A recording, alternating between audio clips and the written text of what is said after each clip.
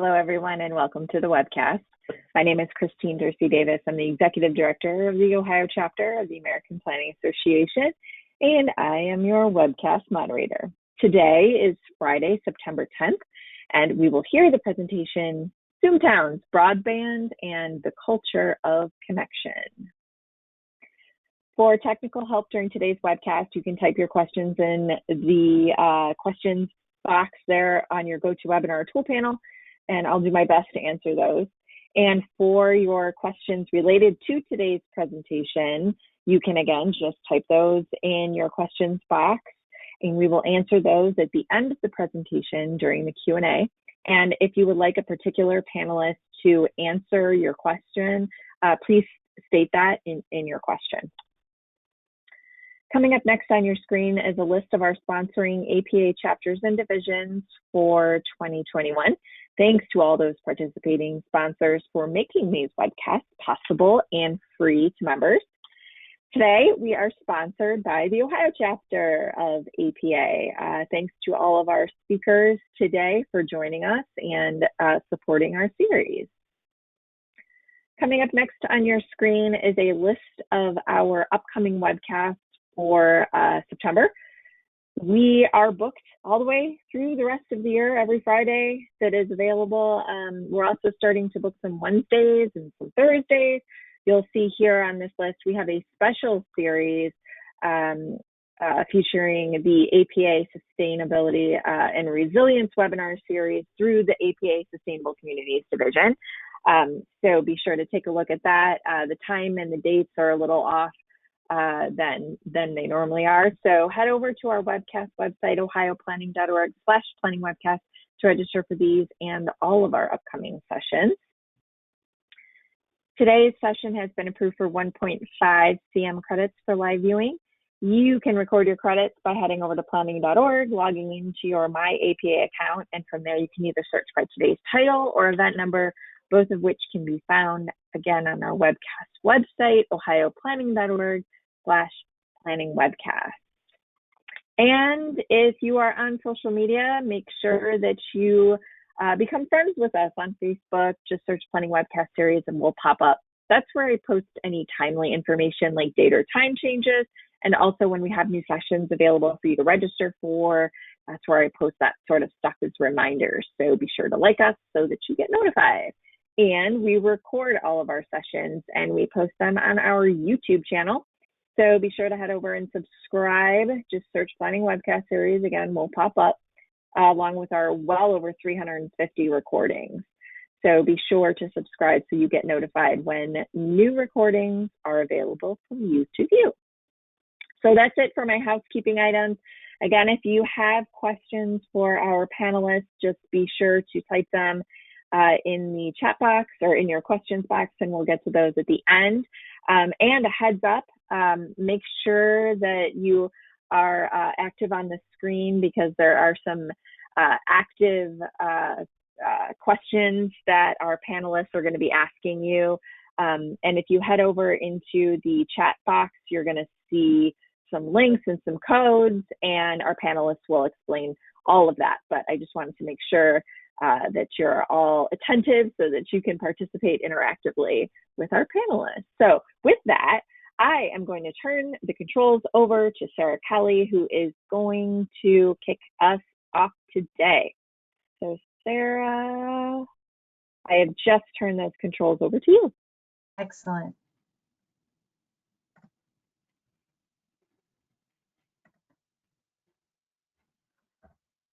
Excellent.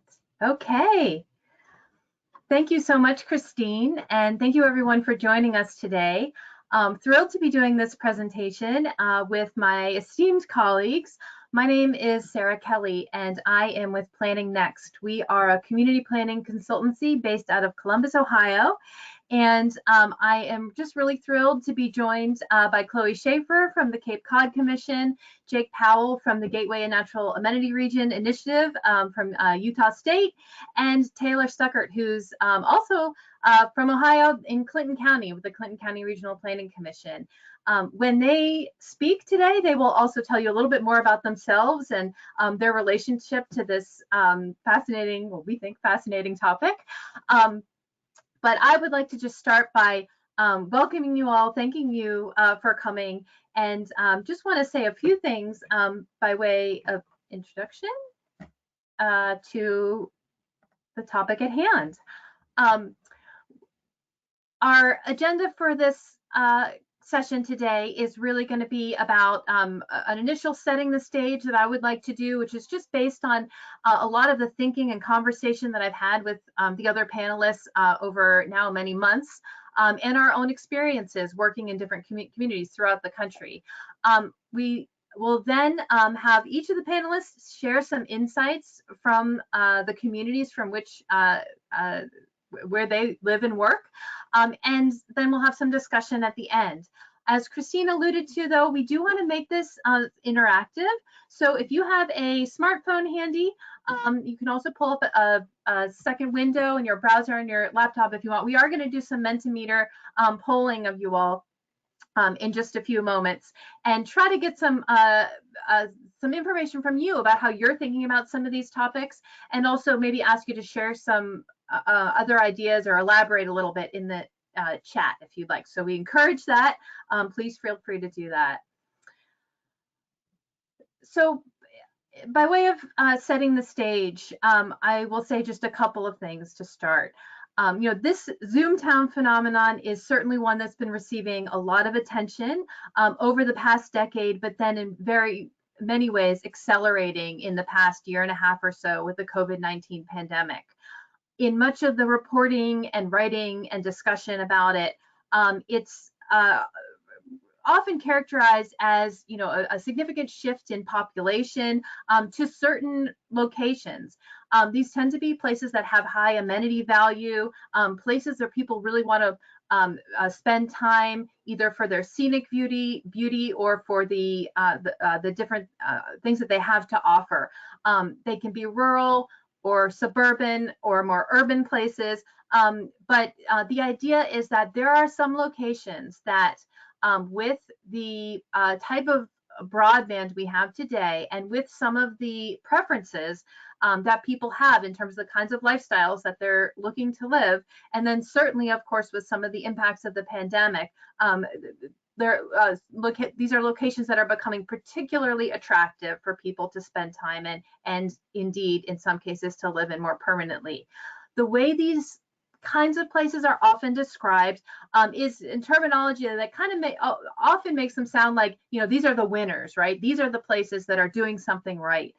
I think what we want to do in this session, however, is to touch upon some of the complexity of this idea, maybe problematize that concept of sort of the winners and losers a little bit, and then to help you, hopefully, to situate your own community within this very sort of complex situation.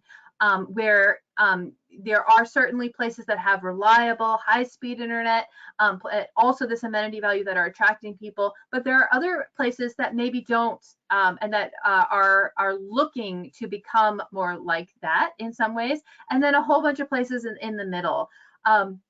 We have three very different parts of the country that are represented on our panel today, and so hopefully everyone participating will be able to find some connection to their community.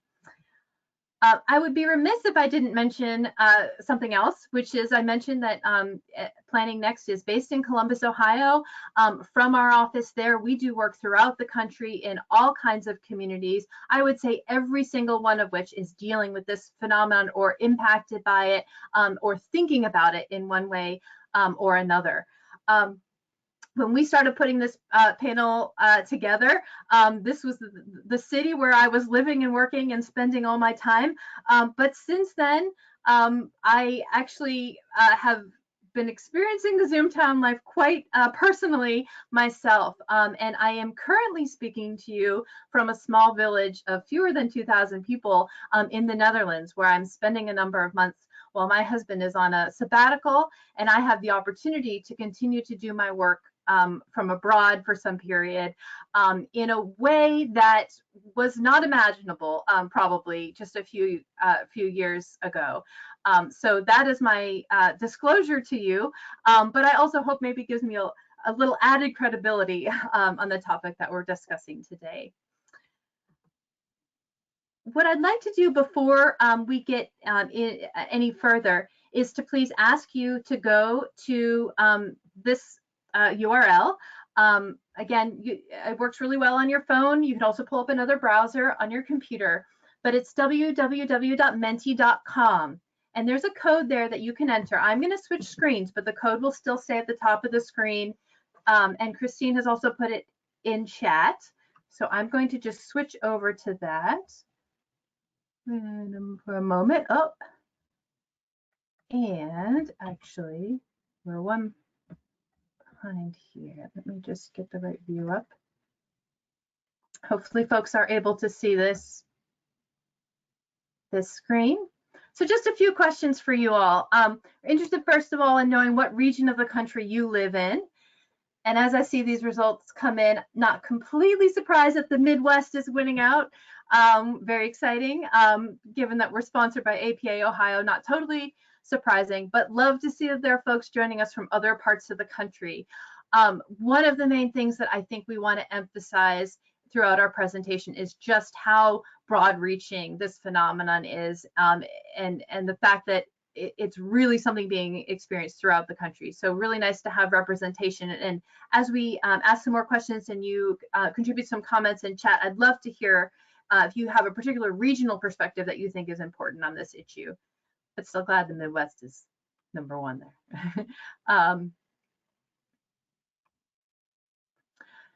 Another question here. Oops, I might have skipped ahead one. I'm sorry. I'm curious to hear from folks about how they would classify the built environment in their community. Now, I know these are not kind of discrete categories, and there are a lot of places that are sort of a mix, but curious folks from urban, suburban, or rural areas. A lot of folks from suburbs. There are definitely some suburbs, particularly in the last year or two, that have received a lot of attention for how they've been able to attract people looking for the Zoomtown life. So great to see, but quite a few urban communities and some rural. We have, I think, all in some ways represented in our panel today. And this is one that might take you a moment or two to think about. To what extent do you consider your community to be a Zoomtown? So the definition, of course, is a little bit loose, but what we really mean is a place that has high amenity value, attractive to people to live in and spend time in, but also has the infrastructure, reliable high-speed internet that allows people to live a life in one place and be very connected professionally and personally to other places. So a lot of folks, a few in the middle, but it looks like it's inching up towards the very much. So seems like there are a lot of you that feel like in some ways your community has the characteristics, some characteristics at least, of a Zoomtown. And then finally, this is open-ended. I ask you to enter just a word or maybe a short phrase.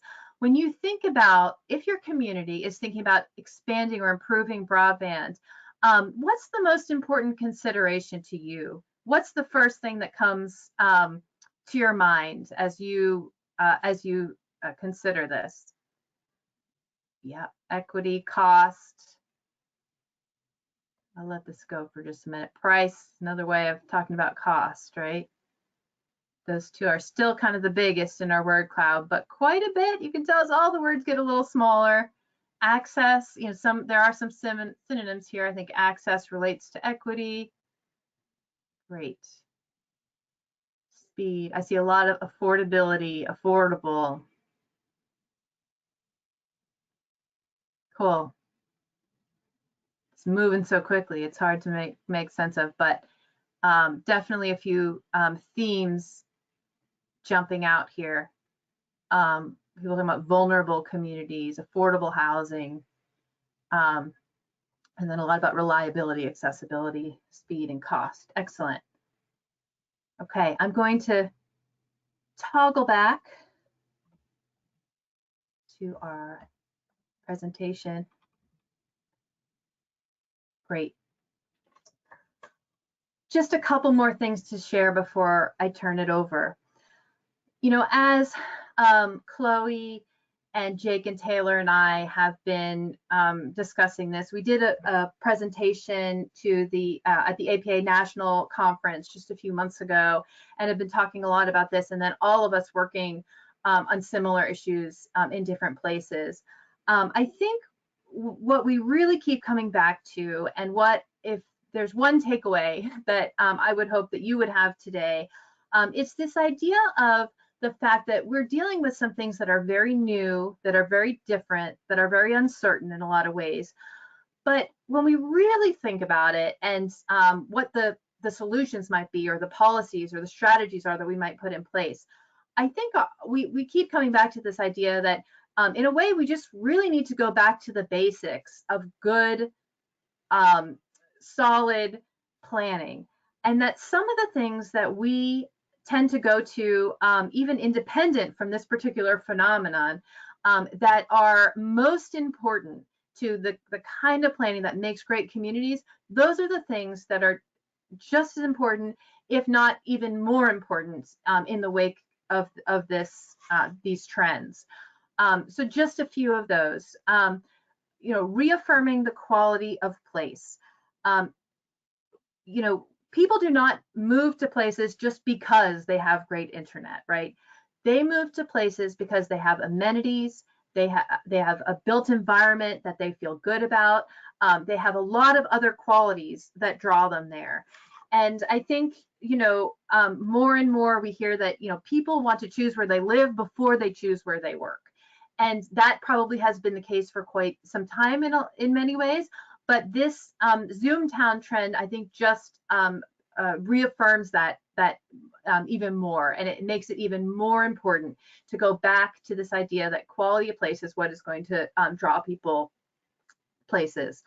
Avoiding unintended consequences, right? We think about this all the time as planners, and we're constantly having to remind, I think, others of this.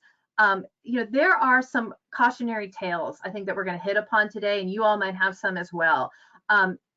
We need to be careful in talking about Zoomtowns and the impacts that they have on communities, to understand what some of the adverse impacts could be, and think very carefully about how quick growth and population change can impact places. This is something we as planners are used to doing, right? We do this with other things as well, but it's definitely something when it comes to these particular trends that we think is critically important to pay attention to. Embracing uncertainty, again, something that's really key to what we do as planners, generally, even more important, I think, in this particular era. You know, with the emergence of resiliency planning in our field, you know, we have become accustomed to planning for the unexpected. And the reality is nobody knows if these trends are going to continue the way they have been going, if some of them are going to wane, or if something else, you know, completely different is going to take over. And we need to plan for all of those potential futures. Assessing varied desires and impacts. Not every community is the same. Every planner going into a new community trying to help it plan for the future needs to have this as a fundamental principle. Again, even more important in light of these trends. Some communities can only dream of attracting many remote workers. Others are suffering from too many too soon. We need to make sure that we have a good understanding of where each community is in order to come up with the policies and programs and projects that can actually help these communities to be where they want to be. And then finally, and this was in the word cloud quite a few places, and I was not surprised at all to see it, focusing on equity. Not all people benefit equally from these trends, from remote working opportunities, and we need to be deliberate in addressing the impacts relating to equity and affordability. Again, this is all of 5 of these things are really, I think, fundamental pillars to, you know, being a planner who puts communities first and who is thinking about, you know, the people who actually live and work and spend time in a place and making their communities the best they can be. These are same ideas that we think are equally important in light of this trend. So with that, I want to turn it over to the experts who can talk about specific communities and how they're impacted. And so I'm going to start by turning it over to Chloe. And let me make sure that she is allowed. I need to give her the power. No, she has the power. Okay, great. I will turn it over to Chloe now. Thank you, Sarah. Great. Good afternoon. Good morning to those of you from the West. My name is Chloe Schaefer. I'm the Chief Planner at the Cape Cod Commission and very pleased to be here. So I am going to actually focus, if I can advance my slides.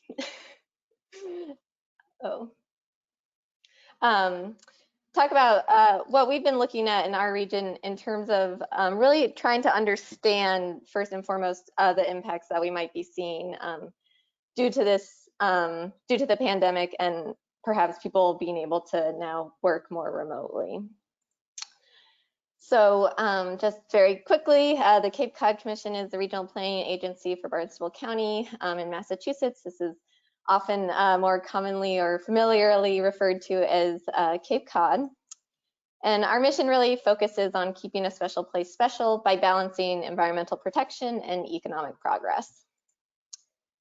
And the Cape Cod, you'll hear me refer to it as the Cape, is about an hour and a half roughly from Boston by car in the southeastern portion of the state. And Barnstable County has 15 towns within it. It's home to about 229,000 people year round, though certainly that number swells in the summer. And really important here to how we as a region develop and grow and plan for future development and growth is the fact that much of our land is really either already developed or protected. And the Cape has long been known as a summer or seasonal destination, as well as one that attracts retirees. And as part of this, we do now have a predominantly older population, older compared to the state and the nation, with now 30% of our population is over the age of 65 or older, and 60% is actually 45 years or older.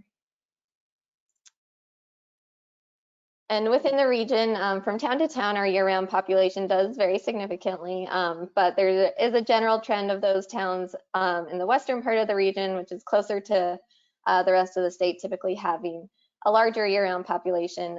But as you move eastward into more seasonal communities, smaller year-round populations.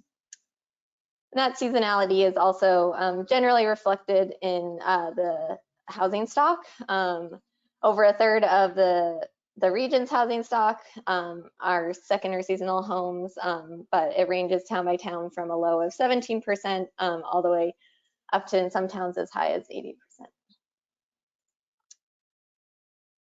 And as you may expect, being a second home, retiree, and really a tourist destination that drives our regional economy. In a typical year, which of course the past couple of years have not been typical, but prior to that, really our employment kind of tracks with the season, increases in the summer and tends to decrease in the off season.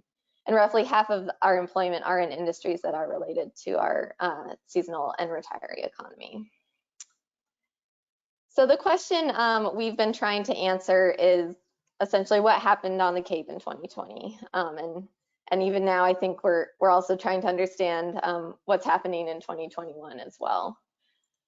So we certainly saw many of the staggering economic impacts that the rest of the country did, unemployment really reaching unprecedented levels. There was also this sense that there were more people in the region than prior to the pandemic, especially during the spring, which was typically more of our off season.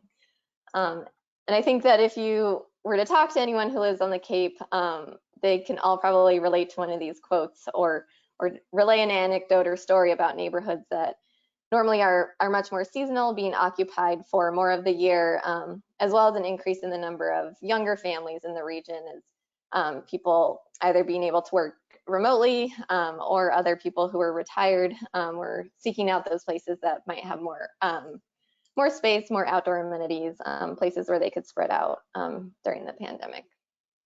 And so what we know that generally there were more people in the region in 2020. We've been really trying to figure out just how many more to help understand the magnitude of potential changes and impacts, as well as I'll get into a little bit later, one of the, I think, larger questions too is whether these changes are more temporary or permanent. So some of you may already be tracking shifts in your communities, but I'm going to hit upon some of the data we've been looking at to really try and understand these changes. And there really is no single data point that we've been able to point to yet, but are looking at a host of them to really try and piece together a more comprehensive picture. So in the spring of 2020, we launched the Cape Cod COVID-19 Data Dashboard website, and this provides online interactive dashboards across a wide variety of areas related to the pandemic, as well as kind of baseline demographic and economic information.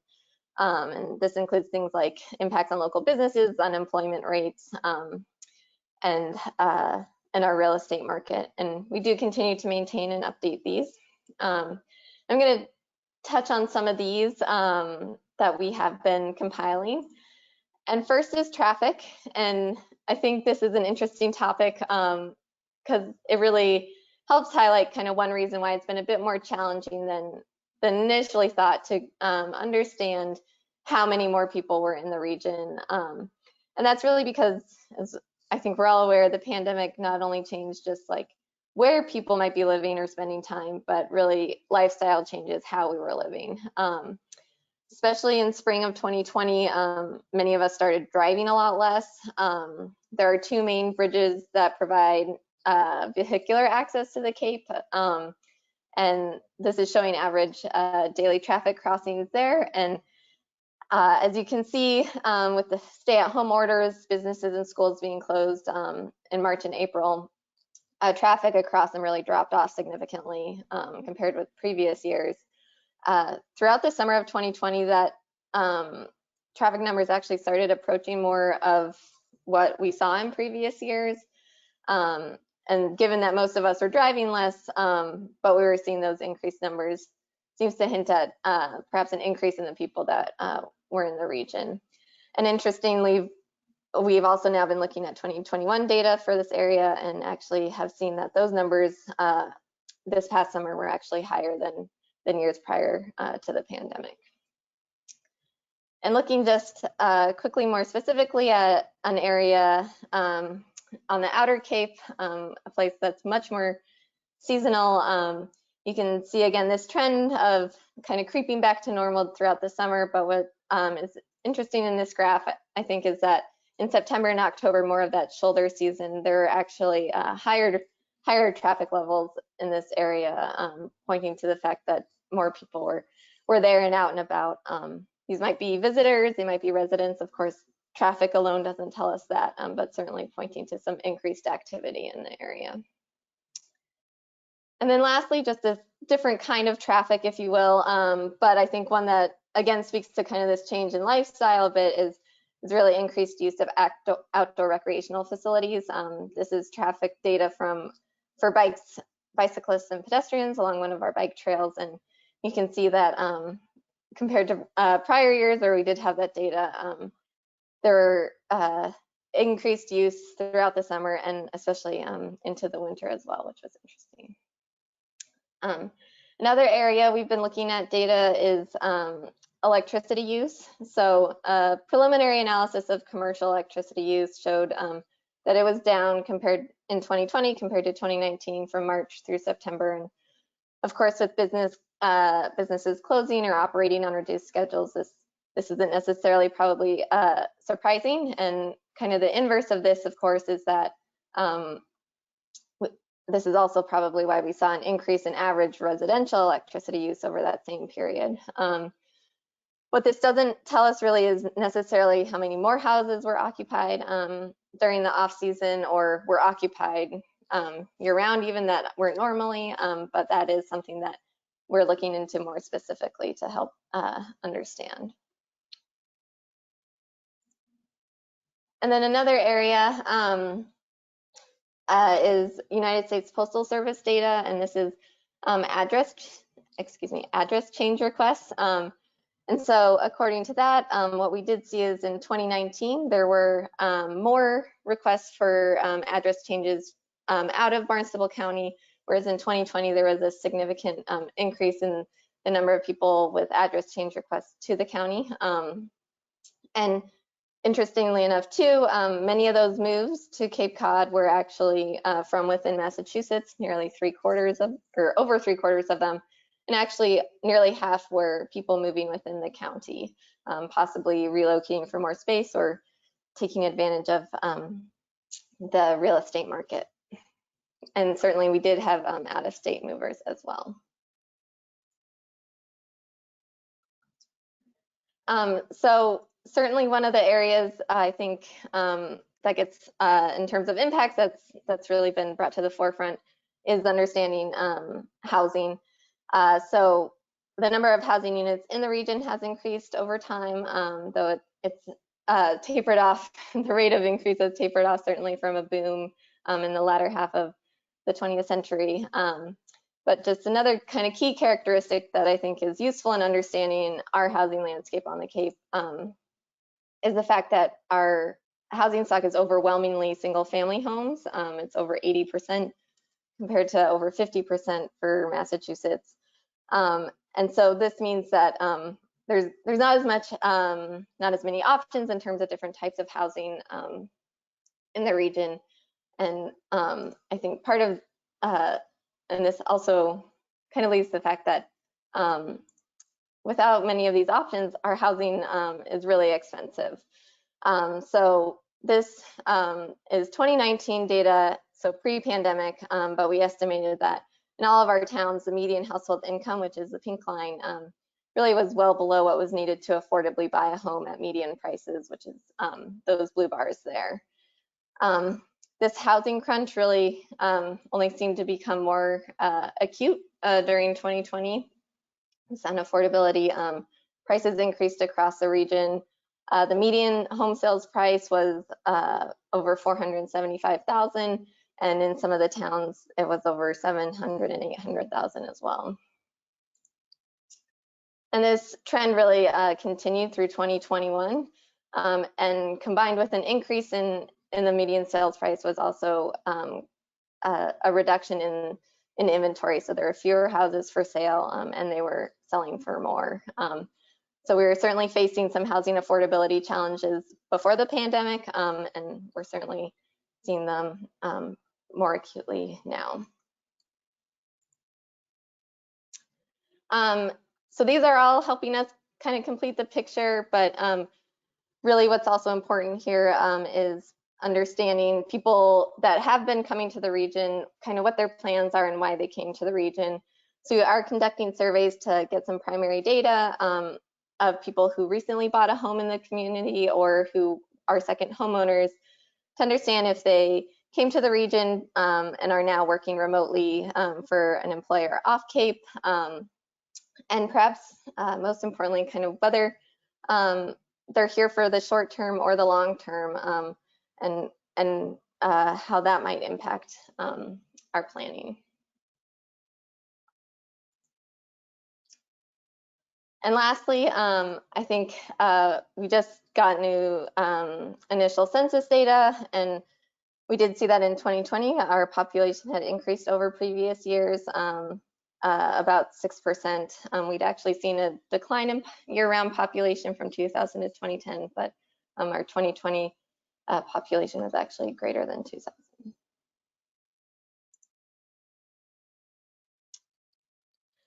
So we are continuing to put these various data sources together and track them, and this is really to help us understand the impacts of these changes that we're seeing and whether or not they are something that's long-term. But certainly a lot of this is probably made possible as we're here today to discuss through broadband. So certainly broadband and the availability of adequate internet service has allowed some people to come and live on the Cape while working remotely, and our comprehensive economic development strategy, which was updated in 2019 before the pandemic, certainly did recognize the opportunity then that broadband can play as an economic development tool. But we do recognize now, and I think it's become more apparent through with the pandemic, that there are areas that do not have adequate internet service, or there are gaps in service. And so the county is really looking at ways that they might utilize ARPA funds to conduct really a more comprehensive and thorough gap assessment and needs analysis for the region, so we can better understand how to move forward and address those gaps in service. And then just going back to kind of what Sarah was talking to at the end there, I do want to quickly touch upon our regional policy plan, which provides a framework for guiding how and where our region will grow, while protecting those unique Cape Cod assets that really can't be replaced. And this plan articulates a growth policy for the county, and that really focuses on protecting and preserving our region's resources, and focusing development in existing centers of activity where there are amenities and infrastructure that can support more development and redevelopment, and also where we can provide more of a mix of uses and diversity of housing options to help with our housing affordability challenges.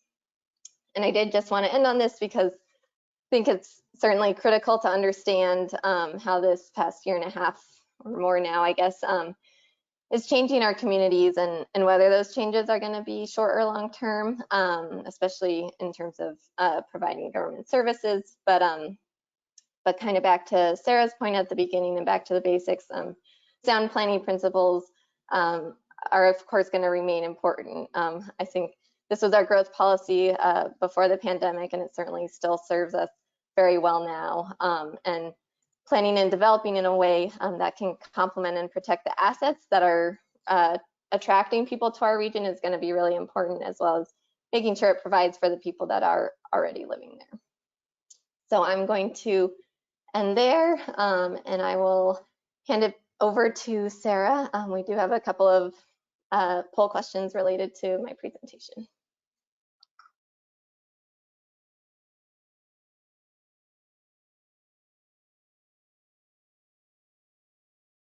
You able to see the Mentimeter? If people go to www.menti.com again. Do you see it up on my screen or no? Is that looking good? Yeah. Okay. Thank you. Oh gosh, traffic was really big coming in there. Chloe, I'll let you comment on anything. I'll be quiet. No, I'm just very curious. I think it'd be interesting to see what data and trends people are tracking in their communities, and it's into traffic, population, certainly, housing costs popping up a little bit more now, but those seem to be kind of sticking at the top three right now. Sales tax, economics, yeah, certainly. Great. Business ownership, that's an interesting one.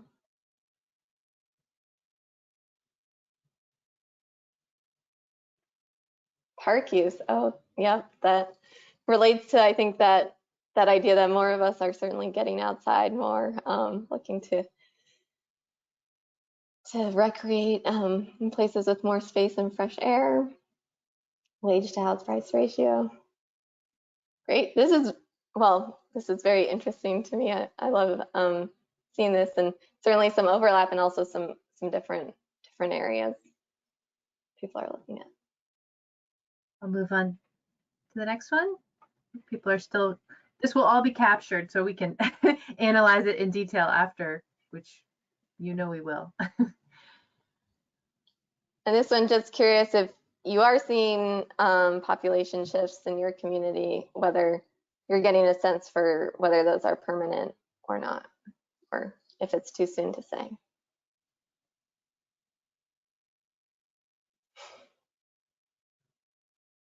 I like how we get the live feed here.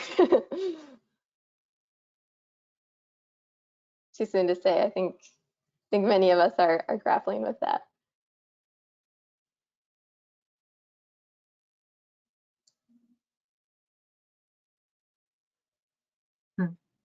Nobody knows. Great. Thank you. Hi. I will, oops, back to our presentation.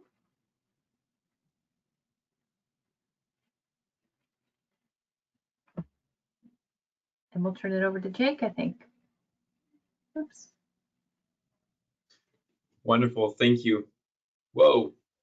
Uh-oh, I don't know what is happening. I'm not. Can you take me back? Yeah. We're going back. There you go, Jake. All right, thank you, Sarah.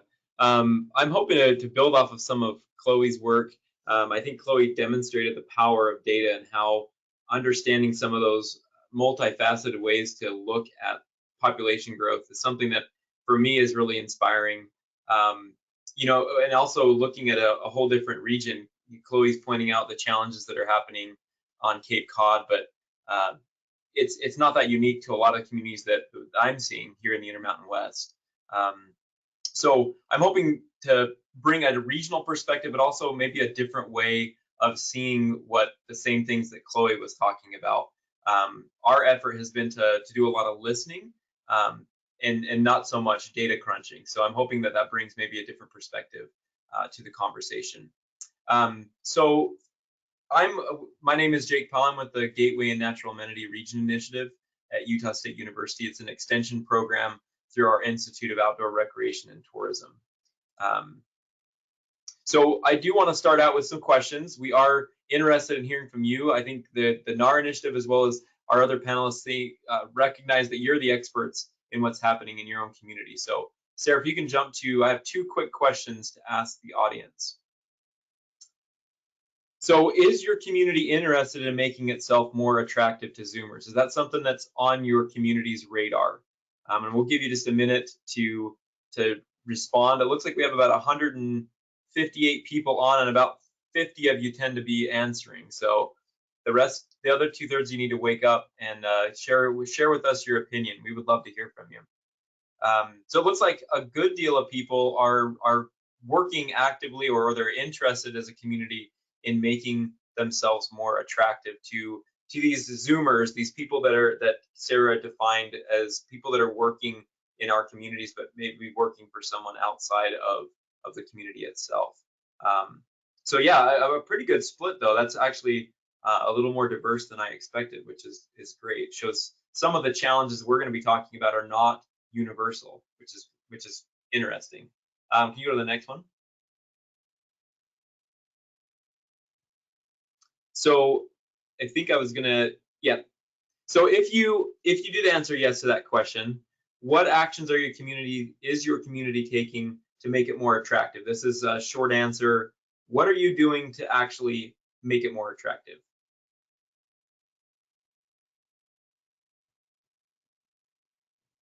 Only one person's, okay, there we go. I was gonna say only one person's courageous enough to answer. So trying to build your downtown up, improve or at least showcase your quality of life. Marketing, which is really interesting, sending it out to the universe that you are a place that's attractive to Zoomers. It looks like the broadband, the access, the internet is an important piece. It looks like people are at different levels, whether they're increasing or just courting it at this point in time. It looks like a lot of people are spending energy marketing and telling that story, recruiting, trying to build the awareness that they're there. Looks like some interesting approaches: slowing the streets, trying to get pedestrian trails, trying to increase the quality of place. These are all really interesting and varied ways, probably that are unique to your community to try to attract people. And as Sarah mentioned, a lot of what we've talked about as a panel is the need to not try to be anybody else but be yourself. And so I'm going to be talking about sort of the Intermountain West perspective and maybe a different regional approach. And Sarah, you can go back to the presentation. And I'm going to be sharing that through my experiences in the Gateway and Natural Amenity Region Initiative. And our mission is to help Western GNAR communities, and I'll talk about what a GNAR community is, to thrive and preserve what makes them special. And I'm considering it in 3 different phases. One is backsite, sort of looking back to gain our bearings for you survey people out there. Insight, looking at what we're seeing now in real time, and then foresight as we look at some of the unintended consequences that I'm seeing when I talk to these communities in the Intermountain West. So I've been using the term GNAR frequently. GNAR, if you're an outdoor rec person, maybe it's shred the GNAR. If you're coming to Utah where I'm at to ski or snowboard, if you're on the coast, maybe the GNAR is an epic wave. But it is those things, but it's also GNAR in the way that I'm defining it is an acronym for Gateway Natural Amenity Region.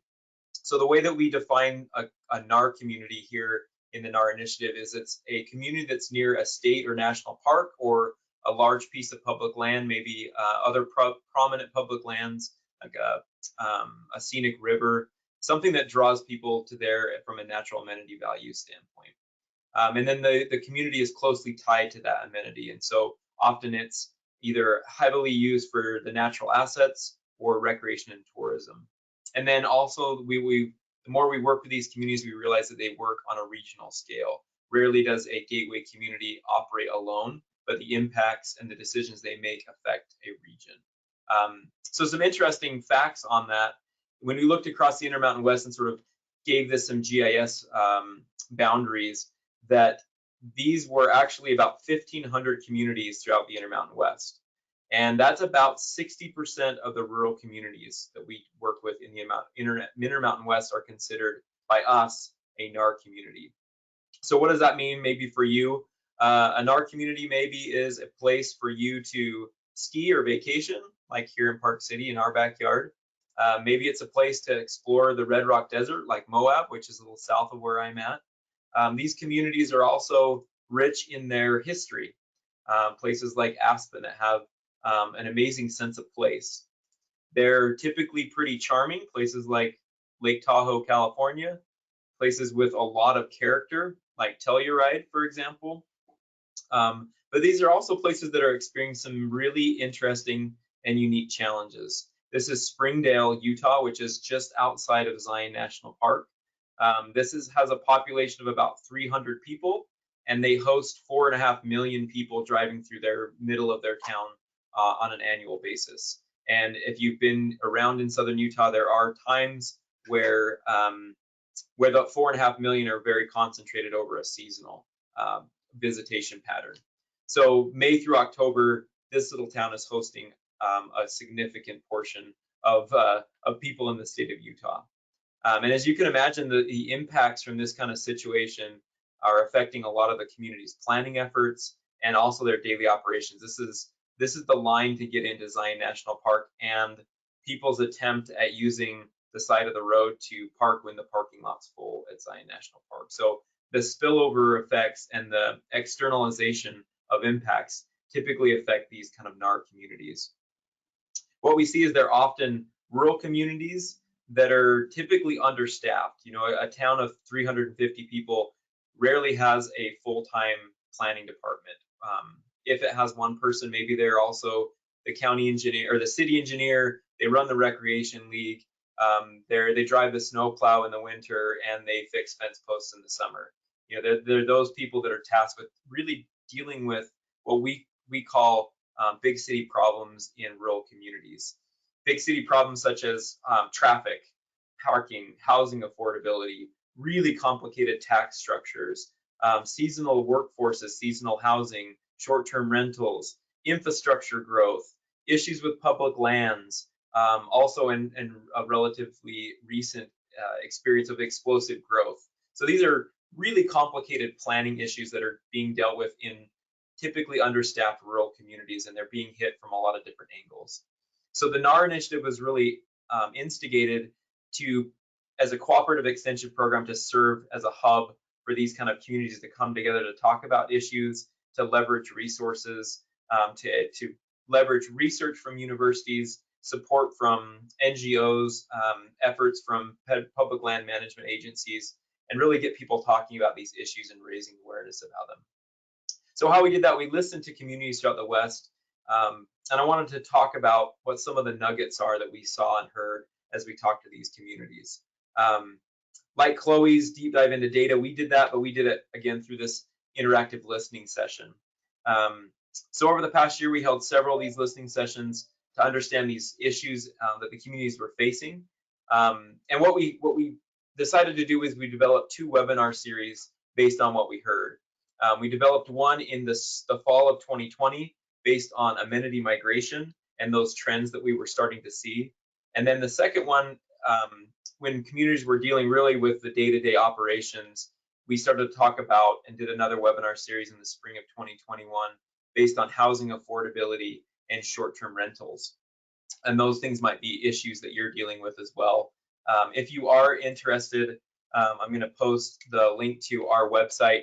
All of those webinars are recorded and available if anybody wants to listen in to some of the insights and hear from the experts that we invited to come talk to the communities we work with. But I want to start with this idea of a backsite. So what I think is kind of unique about the West is we do have a history of boom towns before they were zoom towns. And we have a long history, especially within the European history in the West, of entire communities popping up virtually overnight to chase some new thing. It was fur, it was timber, it was gold, it was big mountain skiing, it's mountain biking. So boom and bust are very much in our Western community conscious and sort of part of the global, in my opinion, pop culture of the West. I guess I see the romantic West has been seen to some degree as this vast landscape of isolation, independence, cowboys, people and communities banding together to really survive on a regional basis. And I think as much as that is romanticized, very much of it's part of the DNA of the Western United States. So even today, communities tend to remain geographically isolated in many different ways. Huge swaths of public land surround communities, and they really have to be able to operate in isolation, but they're also operate on a regional basis. As well, historically, our public lands have brought a lot of tourism dollars as well as opportunities for tourism throughout these communities, and some of their charm and their sense of place has drawn people for a really long time into the Intermountain West. So like Chloe mentioned, we're similar. We have high, amazing natural amenities, really charming communities with a strong sense of place, and we have amazing recreational opportunities that are just a few things to name that draw people to the West. That being said, that broadband continues to play a role in transforming the Intermountain West. So we started with isolation and we're really going to connection. So maybe I can tell that story to some degree. Maybe, hold on. I keep clicking and it keeps giving me, I'm advancing when I don't mean to advance.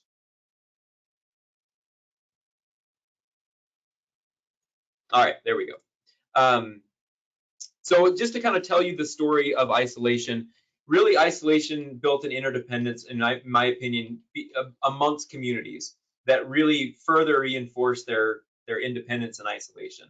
And I think historically in the West, broadband was seen as important or critical for connecting schools, businesses, providing medical accessibility to aging populations, things like telehealth, were really the focus of why we try to bring broadband into the communities of the West. And over the last 10 years, I think these communities invested in this expensive infrastructure primarily to serve these schools and medical needs. Their intention or their dream was to be a rural community connected only digitally to the outside world, to celebrate their rural independence, but have this thin thread of digital connectivity. And I call this a dualistic philosophy. It allowed them to have their cake and eat it too, right? We could live out in the West all by ourselves, but we could also have access to a doctor. We could also, our schools could have access to high-speed internet. And really it was done, in my opinion, pre-2020 out of necessity. And we hoped in the West that all the city folks would always be tethered to their cubicle in some tall, flashy building in town, and we'd be able to live out in the country and do our own thing.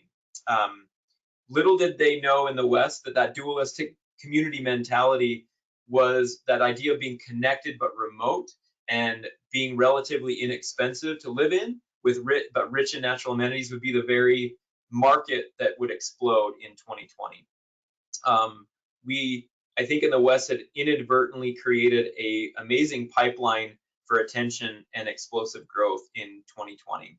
And some of these communities, granted, we're hoping and continue to hope to connect broadband Zoomers into their community. But I think pre-2020, we hoped that was maybe 2 families, one computer programmer, and somebody else that was had some dream job where they could work out of their home. And we thought maybe 1 or 2 families might come in and enliven these little communities. However, what we've seen in 2020 is that fresh blood in little doses has become a flash flood of people, and overnight, whole sectors of the economy switched over to remote working. So I'm curious if you could respond via the chat. You can respond in real time, but I'm going to put a question in here. If your community is becoming a Zoom town, what, if any, actions have you taken to plan for its impact? And you can just respond in the type message here portion of the chat in whatever time, take a few minutes to type up something. Oh, thank you for Christine for putting it into everybody. I think I just sent that to the panelists. It's okay, I got you. Thank you. So take a minute, think about that. Share with us what you're doing to plan for the impact of becoming a Zoom town.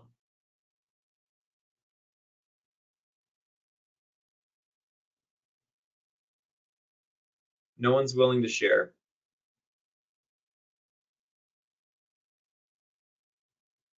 Well, I guess that's why they're all here, right, Sarah? They're hoping for information.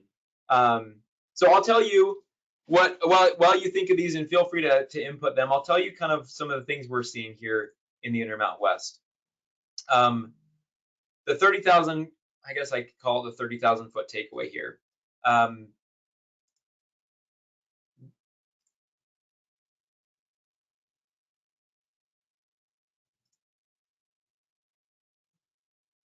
Sarah, I think I'm trying to keep control.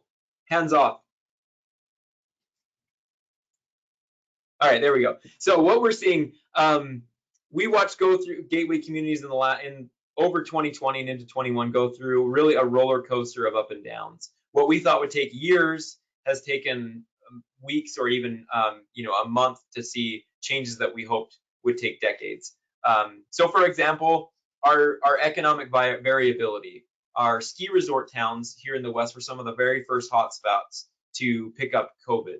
Our rural healthcare systems that were really set up to patch up mountain bikers and skiers were quickly overwhelmed, and they were trying to figure out how to make ERs into long-term ICUs. We had residents that were very concerned with out-of-towners, people that were seen as coming with a pocketbook full of money to spend were now seen as possibly vectors for a disease that they didn't want in their community. And isolation across the United States became all the rage. And if you could find a way to hide out in a Idaho ski resort town, people were there. We had some really interesting ups and downs in our tourism economy as our public lands shut down or had restrictions. So tourism all but dried up, and these communities that had built their whole economies on tourism really wondered if they would be able to survive. And then with the parks closing, our other public lands were highly impacted, and nearby visitation exploded. We also saw huge impacts with housing. People from all over became interested in taking advantage of their second homes, or anybody that was working from home, even if it was meant that they were carrying their 4 walls in an RV, were coming west to enjoy what we had thought was hidden for so long. And maybe you've heard some of these things before, but we feel like, I guess my impression is anything like upgrading a highway or a railway has allowed commuters to access urban jobs from rural communities. We're seeing a similar phenomenon. Broadband connections are putting GNAR communities with high amenity values in the hot seat for explosive growth. So some of these unintended consequences I want to go over really quickly, as we think about foresight, housing rush has been crazy. We are seeing major housing affordability issues similar to what Chloe's seeing. In a webinar we hosted before, the audience was mentioning that an average price for a 3-bedroom, 2-bath house in their community, that was the question we asked. And the average from 36 people that responded was $536,000. Now that may seem affordable compared to Cape Cod prices, but the median home income was $49,000 in these communities. So the disparity between income and expenses is pretty extreme. We're seeing huge issues with long-term rentals being transitioned to short-term rentals, and maybe you're seeing that in your communities as well, which has become a major issue. We're looking at development pressures. There's major land grabs, and the threat of sprawl is happening in these rural communities. So the idea of these scenic lands, these agricultural lands that surround these really bucolic places, are being bought up and transitioned into high expensive homes in a kind of pace that we've never seen before. Also, there's some social dynamics. There's very much an out-of-towner, in-towner situation that's happening in these communities. And then the idea of equity that we've mentioned before is how these issues are affecting people that in different ways according to their economic powers as well as availability. So I think these are really tough, complicated questions that we're trying to pose and open up a conversation about. Who gets left behind? Are these communities with high amenity values and broadband access just going to be the playgrounds for the wealthy? And so on that note, I want to turn it over to Taylor to talk about a different region, maybe with different, that looks maybe different, but having some really interesting challenges. So Taylor, I'll turn it over to you. All right. Good afternoon, everyone. It's working. My name is Taylor Stuckert. I'm the Executive Director for the Clinton County Regional Planning Commission, and we oversee planning functions for all of our local jurisdictions, municipalities, and townships alike in Clinton County, Ohio. And as we saw in the previous presentations with Chloe and Jake, they provided us with a couple of interesting case studies of some of the unintended consequences of remote work for certain communities, particularly those amenity-rich communities such as theirs. And as each of them have mentioned, we've had a lot of conversation on this topic over the last several months. And I'll be honest, prior to talking to Jake and Chloe, I had never really considered much of the downside to being a Zoom town. I feel like a lot of communities, particularly rural ones, facing challenges such as Clinton County and Midwestern states like Ohio, that are in some ways hoping that broadband expansion will actually lead to an influx of new residents and new demand for our communities, help alleviate concerns of population stagnation or decline, that we'd be thrilled to have more Zoom towns in places like Ohio and in the Midwest, as many of you might have suggested in your poll answers. So I'm going to follow the trend. These will be our last two Menti questions. There are a couple quick poll questions. The first one, I was just curious as I was talking to you all out there about whether or not your community has received outside funding to support broadband expansion. I would imagine most of you have, or are you anticipating that through some of the relief bills that have been presented, infrastructure bills, state budgets? Is that something that you're anticipating? Seems about, man, most of you aren't. You might want to look into your funding opportunities out there, because there's a lot coming down the pipe, seemingly. Okay, I think we're usually getting about 50 some responding. So then the second question is whether your community has already taken steps towards using or preparing to use, so if you haven't received funds yet, if you're preparing to use new funding for broadband expansion. Is that something that's in your future that could be developing a plan, soliciting consultants for a plan, setting up to be to actually implement a plan for broadband expansion?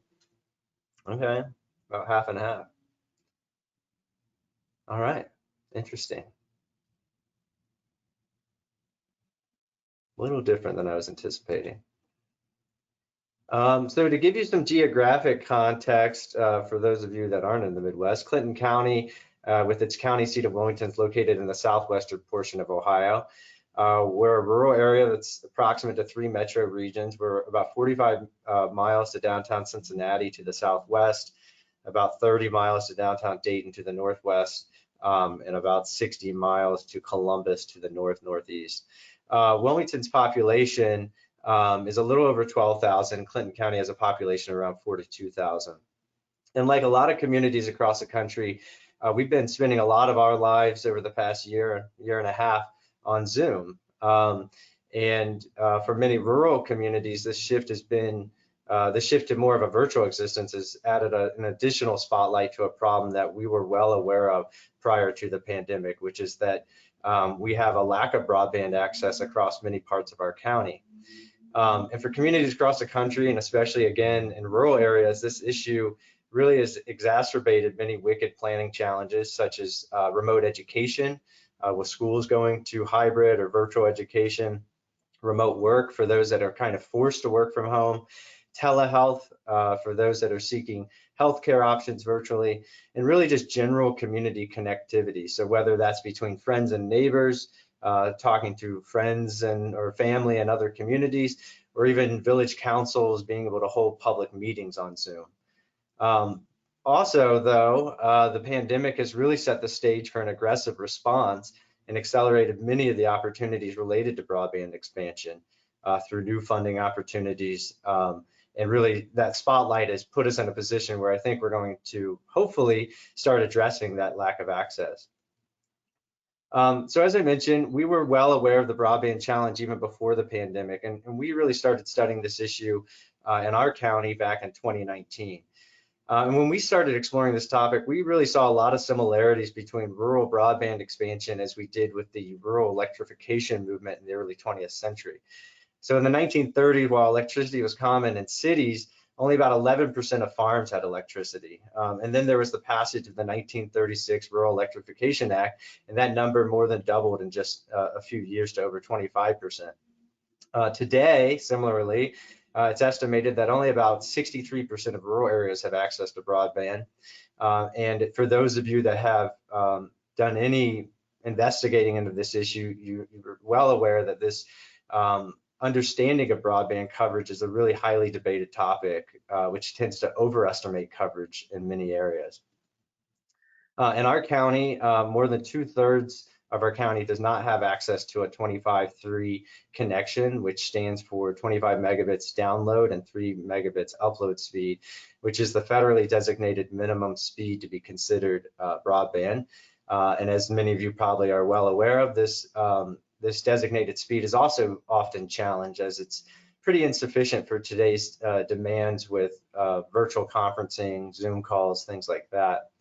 In addition, as I mentioned, virtual education has been a challenge in our community. We have school districts with as high as 75% of the student population without broadband access. So getting access to assignments and homework and staying up with school can be a challenge.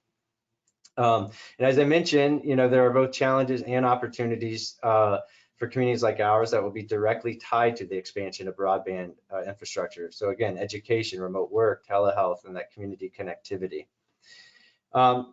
And I'm not going to go through all the details of the plan, but I just wanted to highlight some of the strategies that we define locally that were important to us as we looked at broadband expansion. I think the first is to designate and look at broadband as utility and see its expansion similarly to things such as electricity, sewer, or water. To focus on integrating broadband expansion into comprehensive planning initiatives, which we're currently doing. Looking to establish a county broadband office and a local fund that could be used for matching grants and gap financing. Looking at policies such as like a dig once policy that establishes that anytime a street is opened or other utility work is being done, that we're laying conduit for new fiber expansion, which greatly reduces future costs. And finally, a focus on public and/or private partnerships that can assist in expediting the rollout of broadband across our communities. So looking out towards the future, there's little doubt, I think we would all agree, that broadband is now more universally accepted as a critical piece of infrastructure in our changed world. And as we contemplate a post-pandemic economy, broadband, I think we would all agree, will certainly shape the development trajectory of communities in this new normal. And as we saw with Jake and Chloe's examples, some small communities, especially those that are amenity rich and in proximity to metro areas, are already seeing a burdensome influx of residents throughout the pandemic. And it seems like every day we see a new story in the press about Zoom towns and this impression of resettling communities caused by remote work and broadband connectivity. But you know, I think a lot of the data is already kind of suggesting that the communities that were successful in attracting new residents prior to the pandemic are really the ones that are seeing the most success even during the pandemic. And that a lot of the characteristics and factors that address population shifts are still staying at the forefront, things like quality of life and amenities, and the things that draw people to move to a place. The allure, however, of being a Zoom town is certainly something that's already shaping development policies in many communities across the country. As it is expected, I know a lot of you said it's too soon to tell, but there was a new recent study at the University of Chicago that did suggest that it is expected that we will see some aspect of remote work that will stick following the pandemic that will be much greater than pre-pandemic. So even though there may be some return to the office, we do expect to see some of that stick. And so many communities are already offering incentives focused directly at remote workers and trying to attract them to their communities, I think, in preparation to that. You know, our community is experienced with confronting challenges. We faced a severe economic crisis during the Great Recession that led to the loss of nearly 10,000 jobs. And it was important then, just as it is now, that we recalibrate and focus on the whole system of challenges and opportunities confronting our community, and not just the immediate challenge or opportunities before us and things like broadband. For instance, most of the people in our community who work in our county commute from outside the county. And so we too must consider the barriers that are present to attracting and retaining residents. This starts by really going beyond sort of the traditional approach that we often see of advertising affordability, cost of living, or as I view it, cheapness, rather than focusing on attention and resources on the assets and amenities that retain and attract residents. We also have to align these strategies to address the planning and development challenges, such as an aging population, and focusing on new opportunities through planning initiatives to be a more age-friendly community. We need to better understand and empower our younger generation to be leaders in our communities and actively work to address issues such as brain drain, especially in rural communities. And as we've already heard mentioned in Jake and Chloe's presentations, and is the case even in smaller Midwestern communities, issues such as housing choices and affordability are going to really be key to our economic success going forward. And this has already, as I mentioned, been painfully observed in some of the more prominent Zoomtown examples where local residents are quickly getting priced out of the limited housing inventory. And we also must continue to focus attention and resources on physical assets and the non-physical assets and amenities and the so-called third places that build wealth and culture in our communities. I wanted to bring this up again. So, it often feels like rural communities hear about these new trends that are supposed to lead to the next rural renaissance. And actually back in the mid-90s, this was the case for my community, Wilmington, which we were actually featured in a Time magazine article about this new hot trend called the internet that had Americans fleeing to small towns.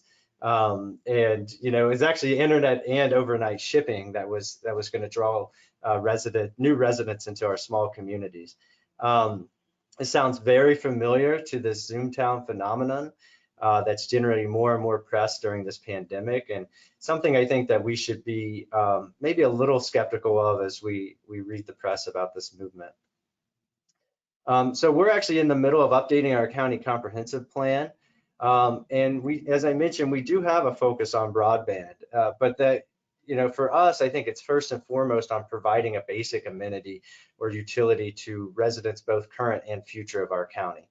We're focusing on it as addressing challenges that relate, as I mentioned, to an aging population, education and brain drain, equity and inclusion, and things like workforce development. But like many rural communities, we do hope to capitalize on the growth of broadband infrastructure. It should be leveraged to encourage entrepreneurial and innovation-based economic development opportunities. There's no question about that. And it should be considered a basic utility, really, for all residents. And I think that's kind of an important component of our work as planners, as we see an expansion of broadband in our communities, to ensure that there's equal access to broadband for all residents, and that it's considered really a minimum amenity to encourage new residential growth in our communities.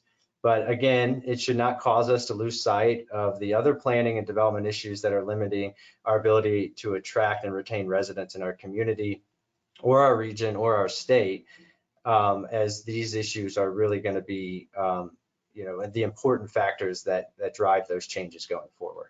So thanks for attending today. I believe we have some time to move on to some question and discussion.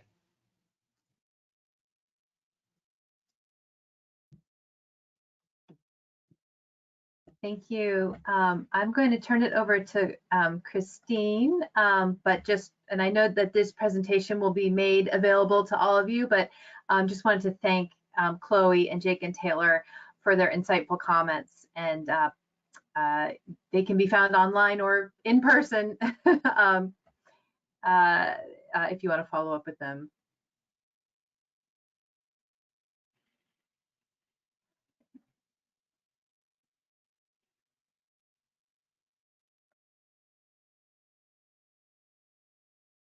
Is Christine there?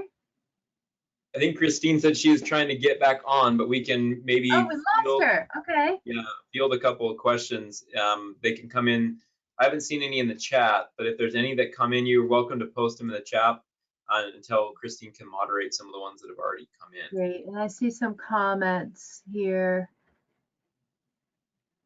that also might be worth considering. People saying they're not aware of any plans for impact in their community, particularly concerned about water in general. People seem to be creating Airbnbs, and this is someone from Alpine, Texas.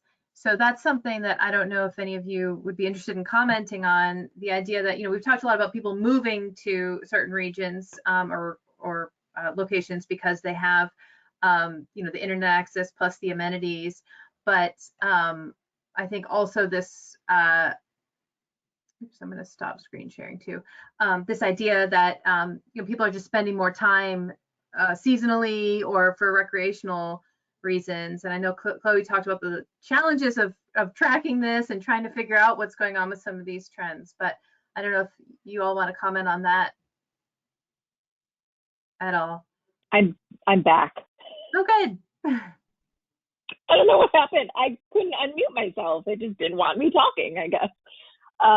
So while folks type that in, we are getting some questions in. The first one here is climate change is such a critical issue for places with a wild urban interface. Thoughts from the group on this issue as you have dealt with it?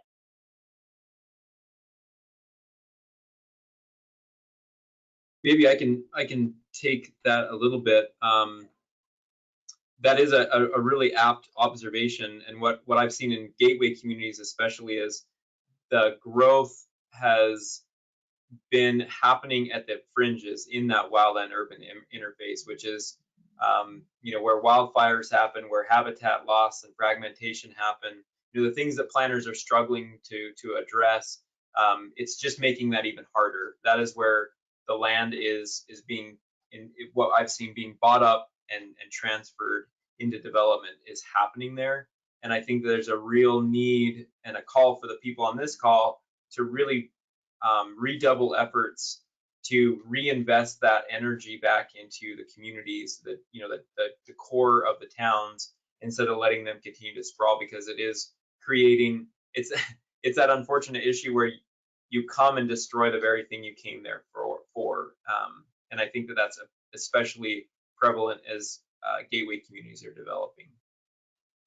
I would also add, I mean, one of the most fascinating planning issues in Ohio in the last year or so has been the development of renewable energy technologies and the mixed response in communities to things like solar fields. I know in my county, for those of you that aren't familiar in Ohio, we've always had a utility threshold. So for like a solar project, if it was over 50 megawatts, it was considered a utility. There were no local zoning controls or land use controls that really affected that. It was reviewed at the state level.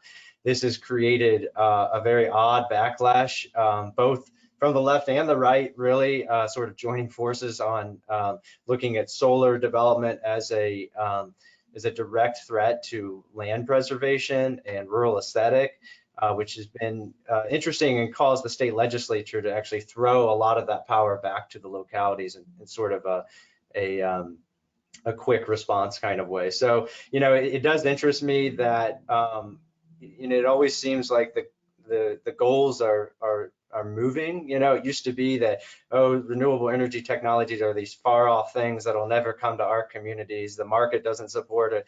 And then when there really is a strong market response to renewable energy technology, now we're actually really concerned, even in parts of our state where there are no zoning laws or land use controls, there's a strong sense of urgency to tighten up and prevent these things from happening, which has a direct play towards this issue on climate change.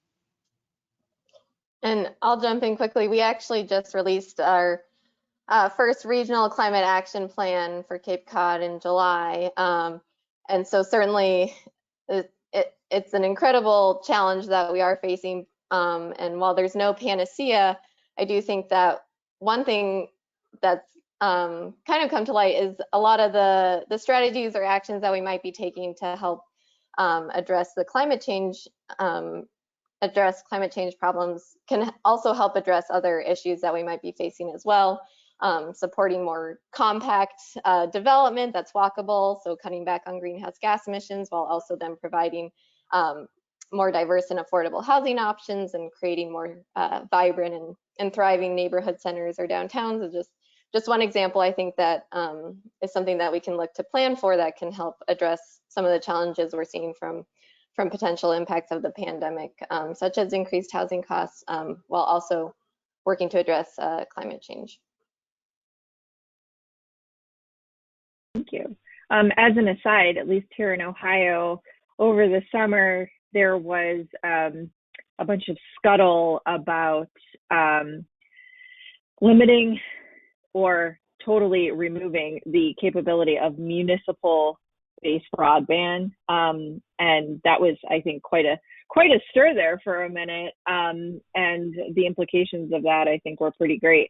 But it has since closed, and it's no longer, at least at this moment, being talked about. But I'm curious if in all of your work in other states, if there have been any conversations about restricting municipal broadband.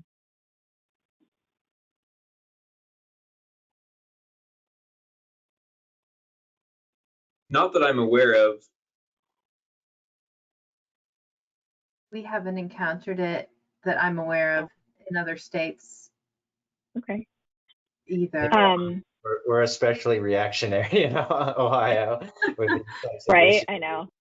But yeah, there was also the issue of, you know, the recent state funding that became available for broadband is only for broadband providers and not local government. So I don't think that the the restriction of municipal broadband, I don't think that push is over yet, in my opinion. I think there's a lot of interest to bring that back.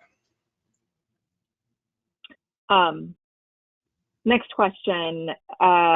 There's several of these coming in about ensuring that communities that are seeing this sort of uptick continue to have the ability to have affordable housing. What, these gateway communities, what kind of strategies should communities be looking at to ensure that they can either maintain or grow their affordable housing stock. You have that figured out, Chloe? Yeah.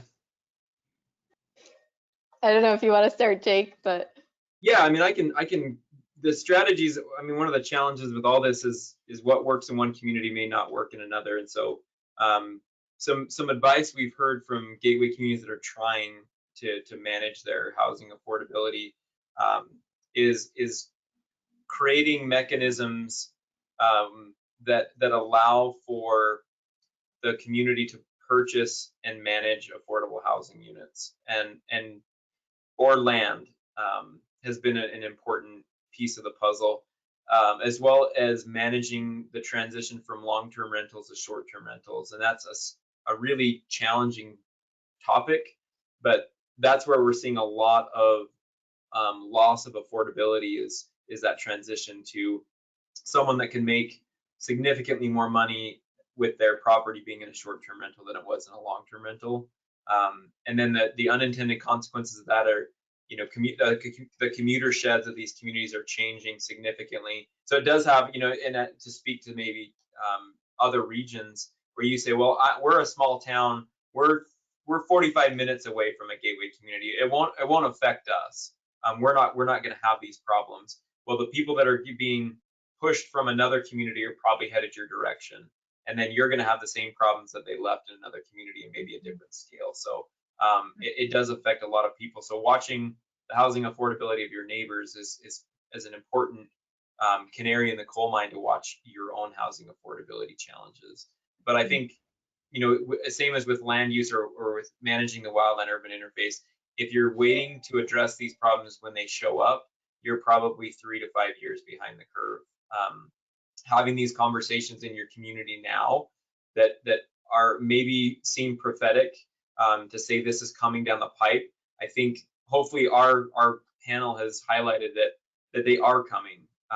And whether that's because you have broadband or an amazing amenity, or you live in a neat town that no one's quite discovered yet, you're likely to be discovered. And having policies and planning mechanisms in place now that allow you to steer the ship in a positive direction before it becomes nudged up against the iceberg is far more effective than figuring out how to, you know, save a sinking ship once it's hit the iceberg.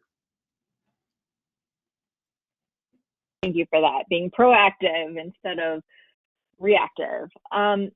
We have time for, well, it's 2:30, but I want to ask this question anyway. Are there any trends in public transportation for Zoomtown, for residents and employees? Any trends that you're seeing? Like you said, this, you know, whole webcast, every community is a little different, their needs are a little different, but are there any overarching trends in terms of public transportation?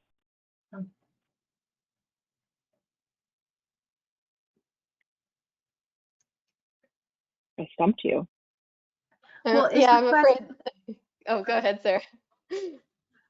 I assume, just so that I'm understanding correctly, that the question is about alleviating opportunities for alleviating some of the congestion and traffic issues that come with the popularity of these places and more people living there, right? So what are, is that how you're reading the question? I guess I'm reading it like, what types of public transportation do employees need, do they want, do they get, employees and residents? Are we talking just buses? Are we talking Ubers, scooters? That's how I'm interpreting it. Of course, I could be wrong too. Go ahead, Chloe. Oh, access for all. I mean, access for all. What sort of, okay.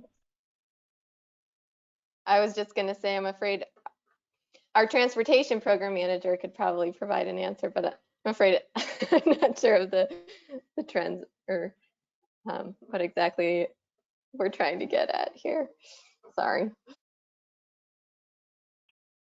I'll take an attempt at it. I think gateway communities in the Intermountain West have been bombarded with a myriad of these sort of new ways of getting around, whether it's scooters or, you know, e-bikes or something like that, and they're all the unfortunate news is they're all grappling with it in a reactionary way, in my opinion. I think the scooter rental thing, that I think all planners have sort of addressed that or worked on addressing that. But it seems to be that there is a new idea for getting people around almost, once a month. It seems like something shows up that upends our historic perspective of how people move through a city. So I would say most planners that I'm aware of are dealing with it in real time, probably just like the rest of the people that are on this call. Like I don't know of anybody, well, maybe where Sarah's at in the Netherlands has a few things dialed in, but in the Intermountain West, I think we're still 2 steps behind the technology when it comes to planning. Sorry for the bad news.